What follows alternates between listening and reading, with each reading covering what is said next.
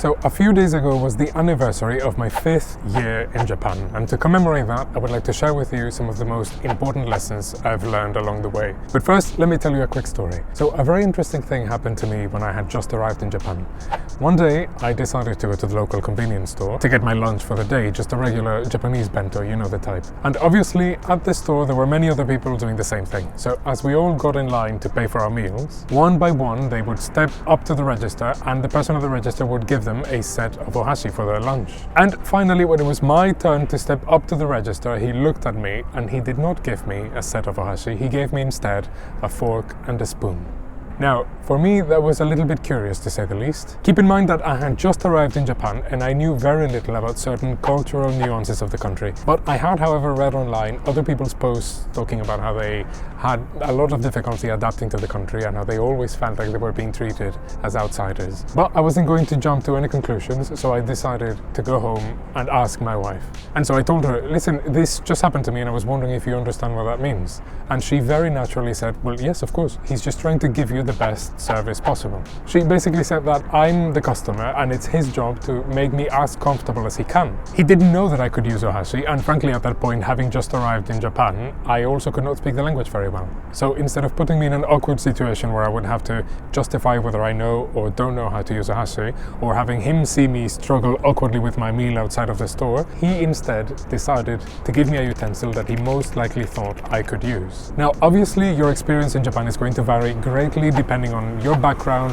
who you are, where you come from, and many other factors. And I know there are some people out there that would have been completely horrified by the experience. Oh my god, I'm so offended, he didn't give me a ohashi, how dare he, he's treating me like an outsider, I feel so bad, all those things. But I don't know about you, but for me that experience completely shifted my perception of those types of interactions and those small nuances of the culture of Japan. Like for example, the fact that service is seen as a noble act. And that's an act that they're actually very proud of, whether you go to the supermarket, to the hospital, even at the train station or anywhere else, including the banks. However frustrating those interactions might be at times. If you've seen my other videos, you know very well what I'm talking about. Nevertheless, there's always that attitude of service and trying to give you the best service possible that underlies most interactions that you will have in Japan. And that's actually something that I've come to appreciate very much, and I always try to implement it into my own business.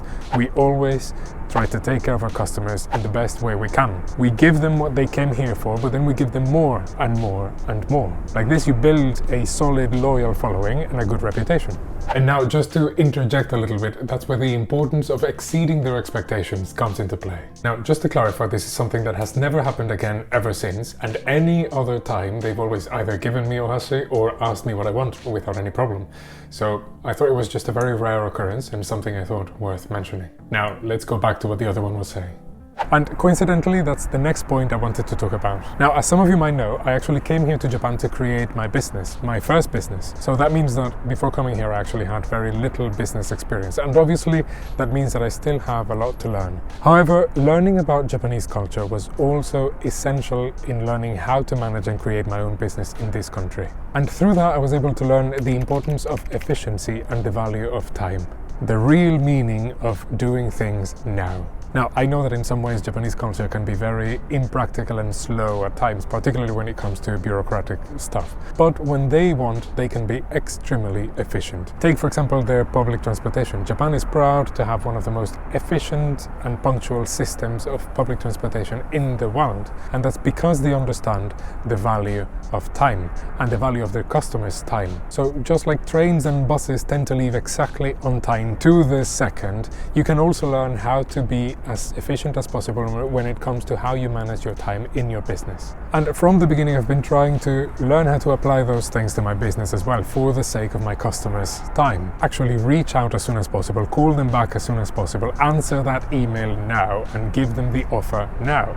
And when it comes to actually managing your business, you can also learn how to be more efficient with your time. At the beginning, as you're creating things, of course, you will always have decisions that will take a certain time to make. But as you gain more experience, you'll become able to make those decisions items in less time. So for example, if before they would have taken you 1 month or 1 week to make, now you give yourself a solid deadline. If you can take that decision in a day, then go ahead and take it. Like this, you keep that momentum going. And you'll see that many other businesses or many other companies continue doing things in the same way, moving at the same rhythm, because that's how we've always done it. Whereas you, if you understand the value of time and the importance of efficiency, are able to shift gears quickly, continue moving forward. And like this, you're respecting the time, not only of your customers, but the time of the business itself.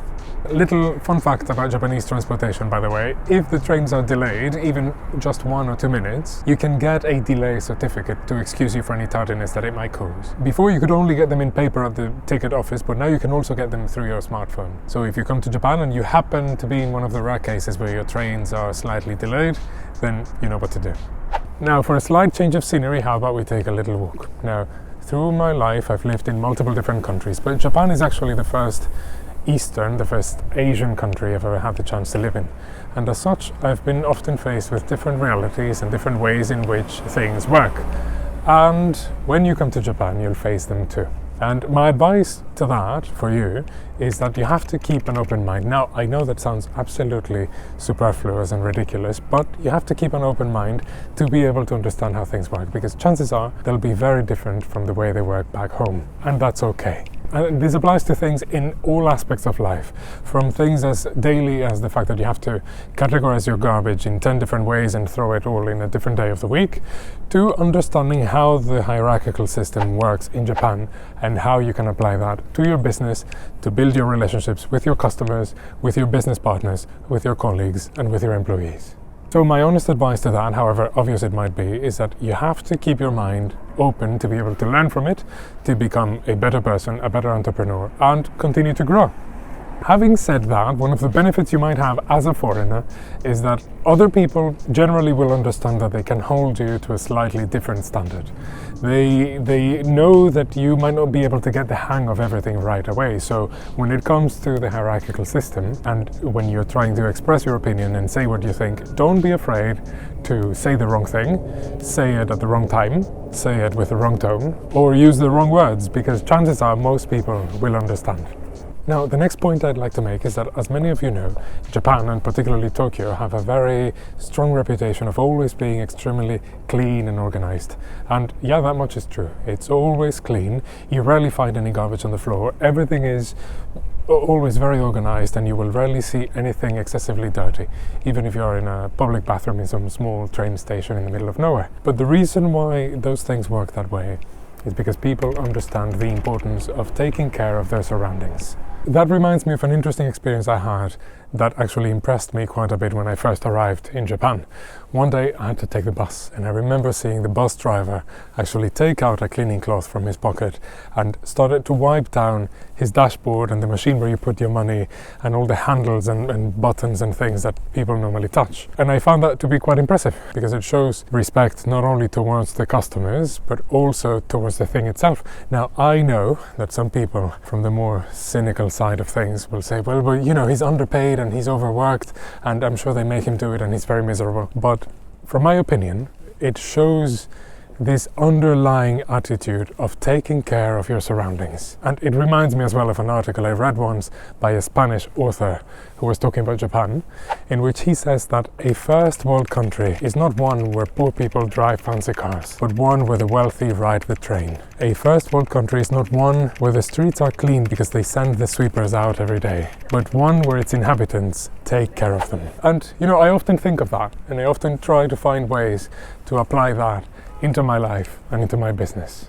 Now, there's a fascinating concept in anthropology that I've learned about recently, and that's the concept of low context and high context languages. And although frankly I could make an entire video about this, I thought I would talk about it a little bit today. Very superficially, it just refers to how much information can be carried out in a single word, depending on the language. And the general understanding is that most Western cultures tend to be low context, whereas most Eastern or Asian cultures tend to lean more towards the high context side of things. What this means is that in Western cultures we rely a lot on words and their meaning to convey a specific piece of information, whereas in Eastern cultures we also rely a lot on the context surrounding those words, such as the place where we are, who you are saying it to, the kind of relationship that the two of you have, what might have happened before, and all these other things that can have an impact on the conversation. And because of all these things, eventually all those languages evolved to carry a lot of implicit meaning that does not necessarily need to be said to be understood. And one of my favorite and most simple examples of this is how there are single words in Japanese that when you translate them to another language,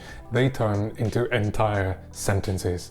Like for example the word komorebi, which literally refers to the way the sunlight filters through the leaves of a tree when it hits it from behind.